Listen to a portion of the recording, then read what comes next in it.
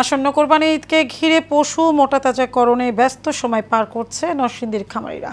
কোনো প্রকার ওষুধ ছাড়াই সম্পূর্ণ দেশীয় পদ্ধতিতে তারা লালন পালন করছেন গরু, ছাগল, মহিষ সহ বিভিন্ন পশু, যে কারণে ক্রেতাদের আগ্রহ বেশি এই অঞ্চলের পশুর জন্য।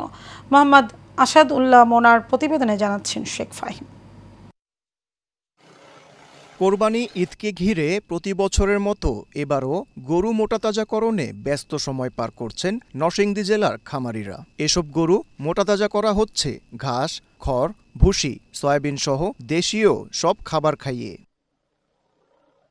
খামারিরা জানান, এরই মধ্যে শুরু হয়ে গেছে পশু বিক্রি। দূর দূরান্ত থেকে ব্যবসায়ীরা আসছেন গরু কিনতে। সবচেয়ে আকর্ষণ হলো আমাদের ন্যাচারাল কাঁচা ঘাস। আমরা 128 বিঘার মধ্যে ন্যাচারাল কাঁচা ঘাস করি। আমরা 210টি গরু প্রস্তুত করেছি এবং ঢাকার ভিতরে আমরা হোম ডেলিভারি দিয়ে থাকি।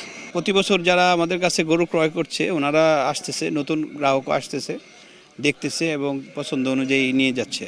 এদিকে হাটে গিয়ে গরু কেনার ঝামেলা থেকে মুক্তি পেতে খামার থেকে সরাসরি নিজেদের পছন্দ মতো গরু কিনছেন অনেকে। হাটে আসলে আপনার এখন অনেক সময় কিছু সমস্যা তো আছেই, কারণ যেটা দেখা যায় আপনার 2 লাখ টাকা সেল করবে, ওই গরুর দাম চাই হয়তো 5 লাখ টাকা। মানে একটা কাস্টমার একটা বিভ্রান্তির মধ্যে পড়ে যায়। আর এখানে তো ওই জিনিসটা নাই। এবছর আমাদের গরু কিনা হয়েছে, আমরা 2টি নিয়েছি, আমার ছোট চাচা 2টি নিয়েছে। তো আলহামদুলিল্লাহ আমরা আরও 3.5 মাস আগে গরু বুকিং করে গিয়েছি। এই বছর এখানে 2টা নিয়েছি, গত বছর 3টা, তার আগে বছর 3টা নিয়েছি। তো আলহামদুলিল্লাহ তাদের মান ভালো এবং তাদের সার্ভিসও খুব ভালো। জেলা প্রাণী সম্পদ কর্মকর্তা জানান, এবছর কোরবানি ঈদকে ঘিরে 8,849 জন খামারি 95,136টি পশু প্রস্তুত করেছেন।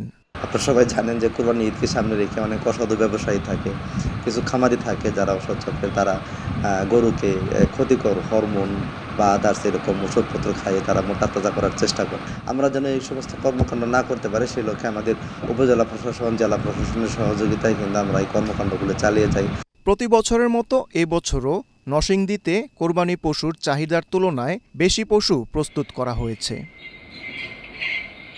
Sheikh Fahim, Asian television.